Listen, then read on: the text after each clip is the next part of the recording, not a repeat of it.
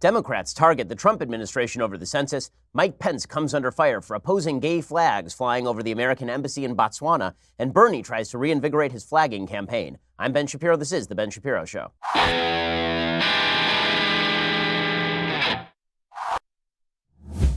Man, a lot to get to today, plus breaking news out of Iran, where the Iranian regime continues to be extraordinarily militant. This time, they have fired on 2 oil tankers in the Straits of Hormuz, so tensions are ratcheting up. We'll get to all of that in just a second. First, if you follow the news every day, and this makes you think, God, maybe I'm going to die one day because this news is just terrible, well, then probably while you're thinking about death, you may as well make the best of it. Go over to Policy Genius and go check out life insurance. Now, if you've been procrastinating on this thing, usually that's bad news, but your procrastination has now worked in your favor because while you were procrastinating on life insurance, Policy Genius was putting together a great way for you to get Policy Genius. Now is the time for procrastinating to stop. Policy Genius is the easy way to shop for insurance online. In just 2 minutes, you can compare quotes from top insurers and find your best price. Once you apply, the Policy Genius team will handle all the paperwork and the red tape. No sales pressure, no hidden fees, just financial protection and peace of mind. Policy Genius doesn't just make life insurance easy. They can also help you find the right home insurance, auto insurance, disability insurance. So, if you need life insurance, but you've been busy doing literally anything else, check out Policy Genius. It's the easy way to compare all the top insurers and find the best value for you. PolicyGenius.com. Nobody wants to shop for life insurance. Nobody wants to think about death. But now that you're thinking about death, because I just put it in your head, you should go shop for life insurance. Go check them out at PolicyGenius.com. They made it really easy for you. That's PolicyGenius.com. All right, well, the breaking news this morning is that the Iranian government has now attacked 2 oil tankers. According to the New York Times, 2 oil tankers came under attack on Thursday in the Gulf of Oman, forcing their crews to abandon ship and setting at least 1 vessel ablaze a month after 4 tankers were damaged in the same waterway, a vital thoroughfare for much of the world's oil products. The early morning attacks escalated tensions in an already tense region where Iran had long been at odds with Saudi Arabia and the United Arab Emirates, and they are backing opposite sides in the civil war in Yemen. The Houthis, backed by the Iranians, whose slogan is death to the Jews, death to Israel, death to America. Really nice folks. Those are the folks who are fighting on behalf of Iran. The Saudis, of course, have their own set of problems, and they are at war in Yemen. Relations between the United States, allied with the UAE and Saudi Arabia and Iran, have also worsened. Frictions have become so intense, other nations have pled with all sides to stay calm rather than provoke an all-out war, which is really kind of pathetic because the reality is the United States is not interested in war with Iran. No one in the United States is up for a conflict with Iran. But if they keep firing on our ships, I'm not sure exactly what we are supposed to do other than ratchet up economic tension. At a certain point, if they fire on too many of our ships, we're not going to have a choice. We're going to have to eviscerate the regime. But up to that point, nobody is really interested in that. The Trump administration clearly is not interested in that. On Wednesday, Prime Minister Shinzo Abe of Japan, who is visiting Iran and trying to bridge the gap between Iran and the United States, warned of the risk of stumbling into military conflict. Well, you know what heightens that risk? Iran firing on American ships. That's one of those things that might heighten the possibility of a conflict. Last month, Jeremy Hunt, the British Foreign Secretary, said, "We are very worried about the risk of a conflict happening by accident with an escalation that is unintended on either side." This is everybody sort of whistling past the graveyard with regard to Iran. The Iranian regime is deliberately attempting to provoke military action by the United States that is limited in scope, limited enough that it doesn't actually take down the regime, but far enough that it unifies the Iranian people behind a very unpopular regime. There have been rolling economic protests across Iran for years at a time. And since 2009, there's been a broiling, seething undercurrent of anti-government activity in Iran. The Obama administration committed a great act of evil by funding the Iranian government and undercutting that undercurrent of resistance to an evil regime. They decided instead they were going to work with that evil regime, strengthen that evil regime, hand them pallets of cash, open up their economy, give them all sorts of access to world markets and money. That was a horrible, horrible move. The Trump administration has done the reverse, and so now Iran is basically trying to do the same thing that North Korea has done for years, act so militant that everybody sort of backs down and says, if we just give you some money, will you leave us alone? It was not immediately clear how the most recent attacks were carried out or by whom, just as the circumstances of last month's attacks remain murky. Well, the circumstances of last month don't actually remain all that murky. Everybody sort of understands the Iranian government was behind it. The 2 ships that were struck on Thursday appeared to be more seriously damaged than those hit in May. On a visit to the UAE about 2 weeks ago, John Bolton, President Trump's national security advisor, said without disclosing any evidence that Iran was almost certainly responsible for the attacks in May, which Iranian officials denied, which of course they would do. Bolton said, "Who else do you think is doing it?" Which is the correct question. Other American officials said Iran's and Iran's regional adversaries have been more cautious about publicly assigning blame. That's because they wish to avoid conflict, I think, more than Bolton may want to. Emirati officials described the attacks as state-sponsored, but did not specify a state. Well, it wasn't Israel. Mr. Trump has repudiated the 2015 deal limiting Iran's nuclear program. He recently moved to cut off Iran's remaining oil exports and sent additional military forces to the region. Just yesterday, President Trump spoke about the German government's willingness to take Iranian oil and blasted former German officials, like the former Chancellor of Germany, Gerhard Schroeder, who has basically acted as an Iranian oil interest in Germany, trying to funnel Iranian oil into Germany. Iran recently threatened to block the Strait of Hormuz, which controls something. It's a choke point for something like 80 to 90% of all oil supply on planet Earth. It's a really key choke point. The Houthi faction in Yemen, backed by Iran, has launched attacks recently on targets in Saudi Arabia, including oil pipelines, fueling fears of a wider conflict. Now, this should go to show you, by the way, all of this should go to show you that there has been this lie in American foreign policy for years, promulgated by folks who dislike Israel in the State Department, that at the very center of all Middle Eastern conflict lies the state of Israel and its existence. That if you just solve the Israel-Palestinian issue, then all other conflict in the region would disappear. Weird, because every major war in the region, effectively speaking, has not involved Israel, at least since 1973. Every major war in the region has involved states attacking each other. The Iran-Iraq War, the Iraqi invasion of Saudi Arabia, the American invasion of Iraq, and now the war in Yemen, the war in Syria. All of these involve internecine warfare inside the Muslim world. They have nothing to do with Israel. So this notion that we have to solve the Israeli-Palestinian conflict in order to calm the region, it's just a bunch of crap, and it always was a bunch of crap, and that's being proved on a daily basis in the Middle East.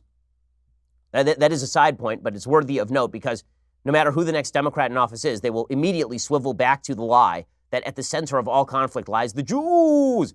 Much of the world's oil and gas comes from the Persian Gulf area, bordered by energy powerhouses like Saudi Arabia, the UAE, Iran, Iraq, Kuwait, and Bahrain. Some of it leaves the region through pipelines. A significant portion is carried by ships that must pass through the Strait of Hormuz and the Gulf of Oman. Oil prices rose more than 3% on world markets in the hours after the attacks on Thursday. Shinzo Abe, the head of Japan, he met Wednesday with President Hassan Rouhani of Iran and Thursday with Ayatollah Ali Khamenei, the supreme leader who's actually in charge. He delivered a note from Mr. Trump to Khamenei, but the Ayatollah rebuffed the overture, said he could not expect honest negotiation from the American administration. Because when I think honest negotiation, I think the Iranian government, which has lied at every step along the way about its desire to develop nuclear weapons. Khamenei said, "I do not see Trump as worthy of any message exchange. I do not have any reply for him now or in the future." Basically, the Iranians are hoping and praying that Trump is ejected from office in 2020, and then they will be dealing with a much warmer President Buttigieg or President Biden or President Kamala Harris or President Elizabeth Warren. Iranian officials suggested the tanker attacks were meant to prevent friendly dialogue and provoke aggression. So they're trying to claim that the United States basically bombed ships that were associated with the United States. That's what they're trying to, sure. Javad Zarif, the foreign minister, said, "Suspicious doesn't begin to describe what likely transpired this morning." Yes, I'm sure that's what happened. I'm sure that the West is trying to provoke a war with Iran. This is the lie that Iran has been telling for years, which is that we want to go to war with them. Okay, little note to Iran. If the United States desperately wanted to go to war with Iran, the government would no longer exist. It would be a pile of rubble. Okay, the fact is that Iran could do damage to the United States because there are terror cells associated with and funded by Iran all over planet Earth. It is true that a war with Iran would be more protracted than a war with Iraq, only because the Iranian Revolutionary Guard Corps is extraordinarily large and paid off by the government. However, would the regime in Iran survive a direct conflict with the United States?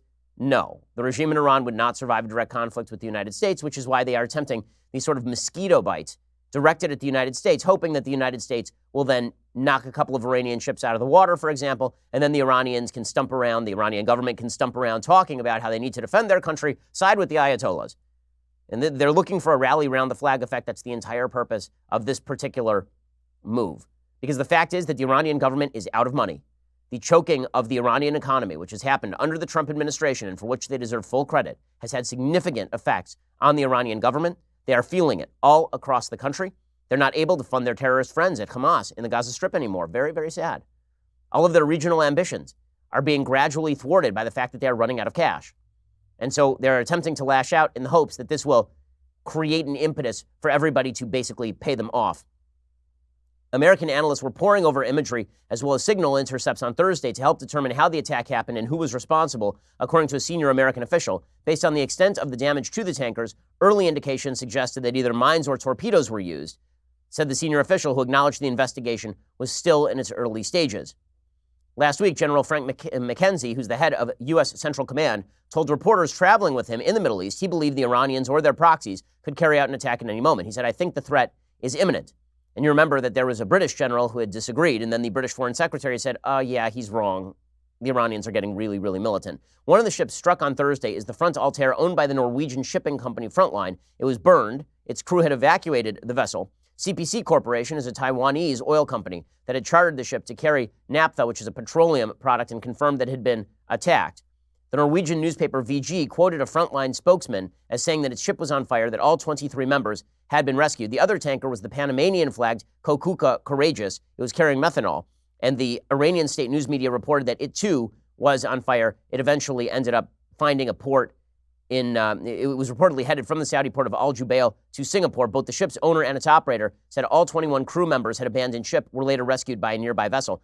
So if I mentioned earlier that these were American flagged, they were not American flagged, they were foreign flagged, but these are all allies of the United States, obviously. Iran's state news media confirmed the attacks on the two tankers and the rescue of 44 mariners. The news channel IRINN said a rescue team from the southern Iranian province of Horozgan had picked up the crew of the ship carrying the Panamanian flag. Japan's trade ministry said both ships were carrying Japan-related cargo.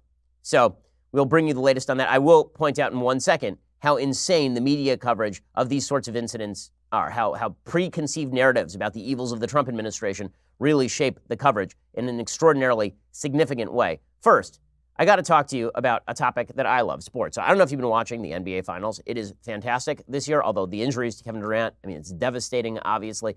I love sports, whether we are talking about tennis or whether you're talking about basketball or my favorite sport, baseball. Well, let me tell you about another great podcast that I told you about a few months ago. It's called Sports Wars from Wondery. It's all about the greatest sports rivalries of all time. They're stories that you actually might not know. They've done episodes on Green Bay teammates Brett Favre versus Aaron Rodgers, who ended up taking his job, Rafael Nadal versus Roger Federer, battling it out for the title of greatest tennis player of all time. They recently had a match at the French Open. Nadal won again. He has a lifetime winning record against Roger Federer, and if he wins another major, it's going to be fascinating to see where he lists on sort of the final ranking. Now they're doing a series on former NBA stars Isaiah Thomas versus Michael Jordan, which is an amazing story. Basically, Michael Jordan militated to keep Isaiah Thomas off the Dream Team, off the 1992 Dream Team, because he hated Isaiah Thomas so much. There was serious bad blood between those two. It's a surprising story and a really fascinating story. So go subscribe. Listen to Sports Wars on Apple Podcasts, Spotify, or wherever you're listening right now. Just go subscribe and download it. Sports Wars, really fun to listen to. I love the podcast. It's great. Sports Wars on Apple Podcasts. Go check it out when you need a break from the news. Listen to something entertaining and I think really interesting. Check it out. Sports Wars. Okay, so Liz Sly is the Washington Post Beirut bureau chief. And here is what she tweeted out in the aftermath of this. Big escalation in the Persian Gulf. 2 oil tankers struck and on fire in the Strait of Hormuz. Focus of U.S.-Iran tensions. Comes after Trump failed to heed the last tanker warning and imposed more sanctions. Okay, that last sentence is so astonishing. It beggars description. Comes after Trump failed to heed the last tanker warning and imposed more sanctions. So in other words, if the Iranian government, a terrorist backing, evil, repressive, disgusting regime, bombs a couple of tankers and then threatens the largest military force, the most powerful military force in the history of mankind, and that most powerful military force in the history of mankind, led by the President of the United States, the Commander-in-Chief, refuses to kowtow to a third-rate power that represses its own people and jails dissidents, then it's his fault. It's President Trump's fault if the Iranians get more militant. Now, there's this soft bigotry of low expectations that the media have with regard to the ruling of Muslim states in particular that is really pathetic. It's really pathetic. Can you imagine if the UK, France, even Russia were to be bombing tankers that were allied with the United States in a direct slap at the United States? Would there be these sorts of headlines? Do you think there would be these sorts of headlines about, this is all because the United States has just been so provocative toward these countries, been so provocative toward Russia? No, it'd be, why isn't Trump being more militant with Russia? Why isn't Trump doing something about it? Must be he's a Russian stooge, guys. But Barack Obama, who actually acted as an Iranian stooge, who spent years lying blatantly to the faces of the American people, lying in their face. Ben Rhodes, his national security advisor, openly acknowledged that his involvement in the administration involved crafting a narrative, i.e. lying to the American people, that the Iranian regime was about to moderate, and if the United States made some sort of payoff deal, then Iran would become a moderate, stable force for good in the region. It was all a lie. They knew it was a lie at the time, and they pushed it. They pushed that lie. The Obama administration kowtowed to dictators on a regular basis. It was Barack Obama pledging flexibility on an open mic to the Russian government in the middle of the 2012 election. Was he ever hit with headlines like this from the Washington Post bureau chief in Beirut? Of course not. It's that President Trump refuses to kowtow to the Iranian government. That's a big problem. And as I say, there is this tendency on the part of the media to treat terrorist activity by Muslim governments as though it is not terrorist activity at all. So when the Palestinian Authority engages in the paying of terrorists, when Hamas engages in rocket fire on a democratic ally of the United States, when the Iranian government engages in the spread of terror across planet Earth, then it's all about, well, I guess the West must have provoked them. The West must have done something bad. This springs from a peculiar and ugly perspective on American foreign policy and really the world that suggests that there is a power hierarchy that dictates morality. In other words, that if you are more powerful, you must have victimized somebody at the bottom of the scale. And so the people at the bottom of the scale should feel fully liberated to be as evil as they want to be. Iran is put upon by the West. And therefore, if they bomb random ships, well, that's just what they do, guys. And you got to give them some room to express themselves. You expect the president of the United States to bow before the whims of dictators who literally lead chants, death to Israel, death to America? That's what you want? Washington bureau chief from Beirut? How pathetic. Okay, now speaking of pathetic, yesterday, the Democrats decided to hold the Commerce Secretary and the AG, the Attorney General, in contempt, at least in one House committee. A House panel voted to hold Attorney General William Barr and Commerce Secretary Wilbur Ross in contempt of Congress over the administration's efforts to shield documents related to its decision to add a citizenship question to the 2020 census. Now, you may be asking yourself, what's so wrong with asking people if they're citizens in the census? I thought the census was all about finding out who's in the country. You're right. That is what the census is designed to do. But Democrats are really angry about this. And you should ask yourself, why are Democrats so upset about all of this? Why are Democrats so upset about the asking about illegal immigration in the country, asking people their citizenship status? So they've filed a federal case, I kid you not, with the Supreme Court, trying to suggest that if illegal immigrants don't want to answer those questions, and if associated Hispanic folks in districts with lots of illegal immigrants decide not to answer census workers' questions, then the census cannot properly be done, and thus we ought not to ask the question, which is ridiculous. I'm sorry, that is a ridiculous contention. That is akin to saying that if census workers ask about your career, your job, which they do, if they ask about your career and you're offended by those questions and are less likely to answer the Census Bureau question, well, that means that the census should be barred from asking the question in the first place. The question is, what's the real rationale here? The Democrats have exposed why exactly they love illegal immigration so much. And I really am puzzled at the contention by Democrats they want to stop illegal immigration when they refuse to fund basic services at the border, like enough beds to provide for people seeking asylum. And the reason they don't want to do that is because they want those people not held at the border, but released into the interior of the United States. All of this could be solved with a simple act of Congress. Democrats do not want to pass that act of Congress because they have an actual interest in ensuring that illegal immigrants enter the country. Now, you're asking yourself, those illegal immigrants, they're not going to be able to vote, so why would Democrats want them in the country? Why is that something that is important to Democrats? And this Census Bureau controversy really answers the question. So the Census Bureau controversy is based on Democrats being very, very upset that there is a memo that was in a dead guy's computer. Okay, and what this memo basically suggested is that the Census Bureau should ask these questions because it would lead to redistricting. That there should be a push in the United States to allocate districts based not on the sheer population in a district, but based on the voting population in a district. In other words, if you have 800,000 illegal immigrants in a particular district and 200,000 voting citizens, then that should not be treated the same as a district with 1 million voting American citizens, which makes sense. We live in a country, one man, one vote. Right? If I am not subject to America's laws, then why exactly should I be represented in Congress, especially when I can't vote for the people in Congress? It's bizarre. It's a very strange, weird notion that we should allocate districts based on people who cannot vote, are not citizens of the United States, and are actively breaking American law. But the reality is that if we redistricted based on citizenship and not based on sheer population size, Democrats would lose something like 9 seats in the House of Representatives, according to data analysis. The reality is that Republicans would pick up a bunch of seats because, again, there are a lot of illegal immigrants in the country, and they are all living in areas that have a lot of Democrats. Not all of them. A huge number are living in areas that live. I mean, California is the number one source of people who are illegal immigrants living in the United States. So if you wanted to, let's say you're a Democrat, and let's say that you wanted to ensure that you had a lot of Democratic seats in the House, but you didn't want to really add more voters, or you didn't see the need to add more voters. So what would you do? You might create maybe a sanctuary city. And maybe what you would do is you would welcome in millions of illegal immigrants to your city, knowing that with every illegal immigrant, you are gaining a share of a new congressional seat. And now, based on the population of the census, you would be allocated more congressional seats. And now imagine someone was going to go around asking whether those people were illegal immigrants for purposes of determining how many congressional seats were allocated. Well, that might offend you. You might find that to be problematic because now those congressional seats will bleed away from the areas that you have created that are heavy on illegal immigrants and low on voters. This is all very telling. The fact that Democrats are opposed to a basic question like, are you in the country legally, is pretty astonishing. It's pretty amazing, honestly, and it is extraordinarily telling. It's extraordinarily telling that Democrats are making this case. American Civil Liberties Union lawyer Dale Ho wrote in a request to the Supreme Court, even an appearance that the government has manipulated the census for partisan and racially discriminatory purposes would undermine public confidence in our representative democracy. Well, you know what undermines my confidence in our representative democracy? When there are a bunch of people who are being represented who aren't voters or subject to American law. It turns out that really undermines my faith in representative democracy.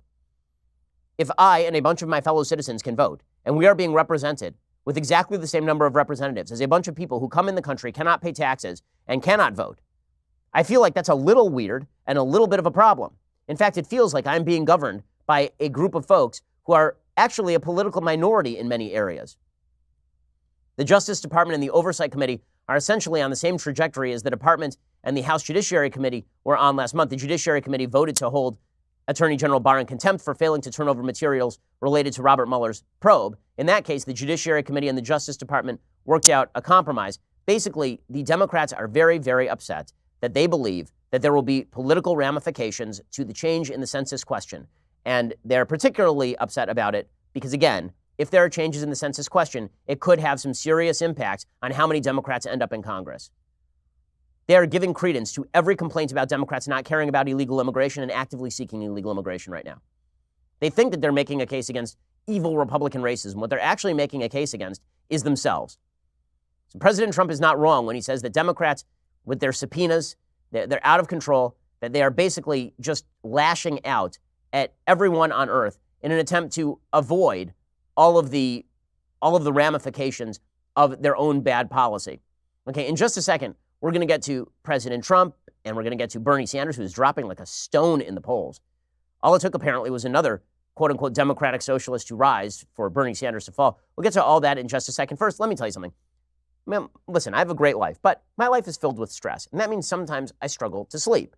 I'm not alone. 1 in 3 American adults doesn't get enough sleep. If you're not sleeping enough, it can affect your cognitive function during the day. Learning, problem-solving, decision-making. Lack of sleep actually leads to loss of IQ points, believe it or not. That's why we are partnering with Calm, the #1 app for sleep. Sleep deficiency does serious damage, not just to your brain, but to your body as well. I mean, I personally have the body of a Greek god, but if I don't sleep for like 3 nights, I look like the Michelin Man. The sleepless are more prone to accidents, weight gain, depression. With Calm, you'll discover a whole library of programs designed to help you get the sleep your brain and body needs, like soundscapes, over 100 sleep stories narrated by soothing voices like Jerome Flynn from Game of Thrones and Stephen Fry. Right now, Ben Shapiro listeners get 25% off a Calm premium subscription at calm.com/Ben. That's CALM.com/Ben. They also have sleep listening programs for like little kids, so your kids won't go to sleep. Knock them out with calm.com. Seriously. 40 million people have downloaded Calm. Find out why at calm.com/Ben. That's CALM.com/Ben. Go check them out right now. Okay, so meanwhile, President Trump is in trouble again today. He is in trouble again because somebody on his comms team decided, you know what'd be smart? Let's put him in front of George Stephanopoulos at ABC News. How could this one go wrong? Okay, comms team, what are you doing? Why would you do this? Who do you think you are winning over when you put Trump in a room with George Stephanopoulos? Okay, George Stephanopoulos is a Clintonista hack. Not only is he a Clintonista hack, he obviously took talking points manufactured by the DNC in 2012 to lead the war on women charge against Mitt Romney. Okay, so now you're putting him in a room with President Trump. I can't imagine how this would go wrong. That in and of itself is a problem. Then you have the problem of President Trump, perhaps the most stubborn man ever to live, doubling down on his worst impulses. So I am not a fan, to put it mildly, of the notion that when President Trump was approached by a foreign government, namely the Russian government, and given dirt on Hillary Clinton, that he didn't call up the FBI. Now, I will point out here two things. One, that is not illegal. And two, Hillary Clinton did do the same thing with the Ukrainian government. So it is true that the Ukrainian government was trying to pass dirt on President Trump onto Hillary Clinton, and Hillary Clinton's team took it, didn't say anything about it. Now, the Ukrainian government is not militantly opposed to the United States government in the same way that Vladimir Putin is. So there is a distinction there, but Hillary should have reported that too. It is also true that the Steele dossier was largely based, the Steele dossier, which was the basis for a lot of the Trump-Russia collusion charges, and was basically a fantasy made up by a bunch of Russian operatives. Basically, Christopher Steele, this former British spy, went over to Russia, talked with a bunch of Russian government officials, and then funneled that information to the Hillary Clinton campaign. So while you can say the Hillary Clinton campaign got that information not directly from the Russian government, they got it from Christopher Steele. In effect, they were taking Russian government-created intel that was false about Trump and then disseminating that inside the halls of power in Washington, D.C., and trotting it out to the media as well. So with all of those caveats, the fact that the Trump administration was openly approached by members of the Russian government and allies with the Russian government to take dirt on Hillary Clinton and didn't report it to the FBI was a low point in American politics. It was ugly and it was wrong. There's a difference between illegal and wrong. It is not illegal for a foreign government to say, here's some oppo on your opponent and you take the oppo and you run with it. That's not illegal.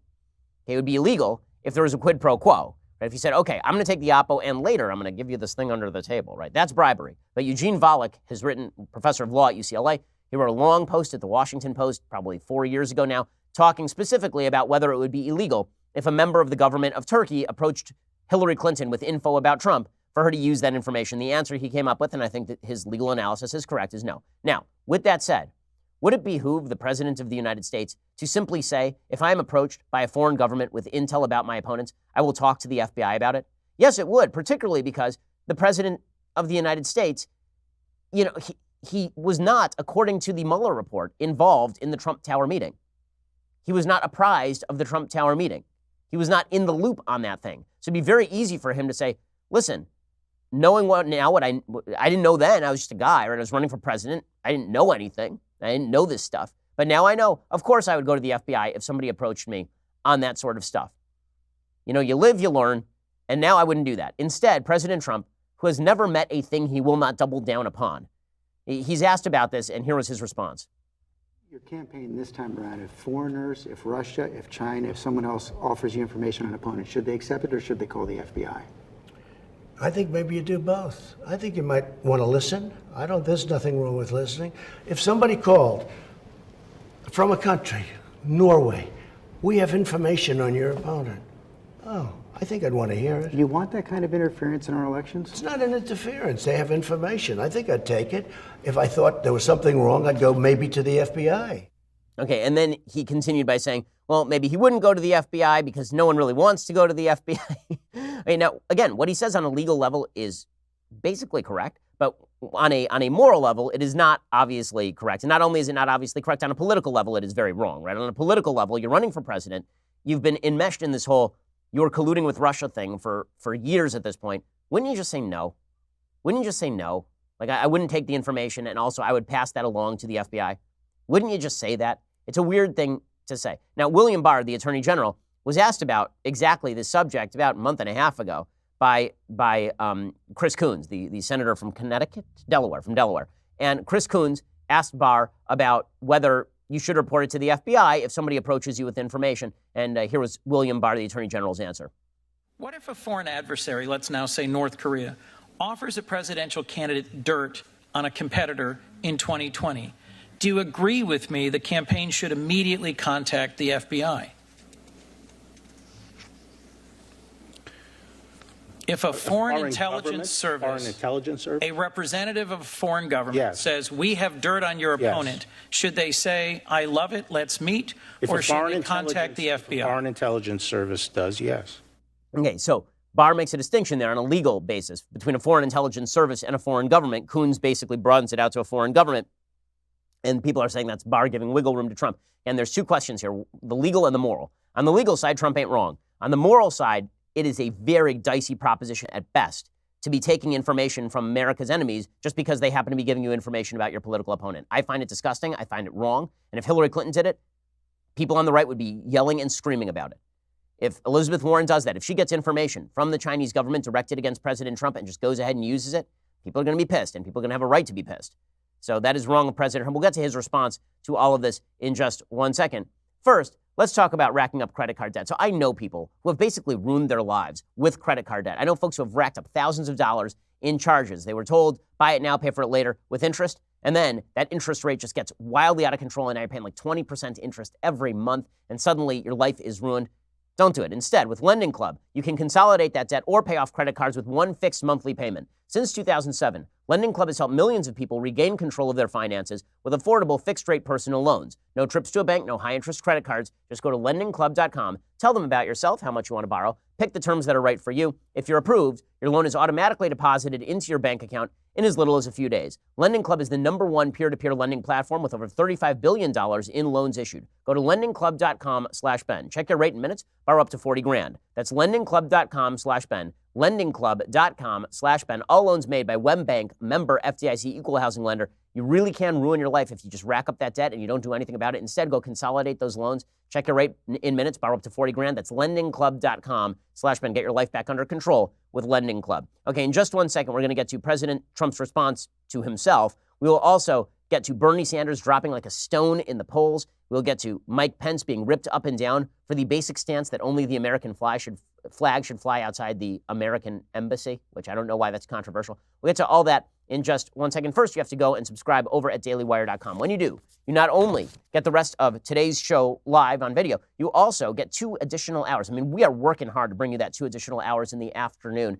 You also get to ask us questions in the mailbag, which we'll be doing tomorrow. You also sometimes get to interact with me during the breaks on the radio show that we do later today. You get to be part of the mailbag when we do the Daily Wire Backstage. We have all sorts of goodies. The Sunday special, which comes out on Saturday for you if you are, in fact, a Daily Wire subscriber. So all sorts of wonderful things coming for you. And if you get the annual subscription, you get this. The very greatest in all beverage vessels, the leftist tears hot or cold tumbler. Cast your eyes upon it and despair that you have it not. But you could have it. It's like the holy grail of political tumblers. All you have to do is spend $99 a year, which is cheaper than the monthly subscription. Father's Day is coming up. It makes a great Father's Day gift. Go check it out right now. And again, I'm making this appeal for weeks. I'm going to continue making this appeal. If you love the show, if you love conservative material, you need to help out the people who produce that material in a direct fashion. Yes, absolutely, patronize our advertisers. It really does help us. But also, subscribe directly at dailywire.com, because the fact is the left is militantly attempting to take everything conservative off the air, deplatforming people from big tech, trying to attack our advertisers. You shield us from the nastiness of the ill-motivated left when you subscribe at places like Daily Wire. So please go subscribe at Daily Wire, $9.99 a month or $99 a year. We really appreciate it. We are the largest, fastest-growing conservative podcast and radio show in the nation.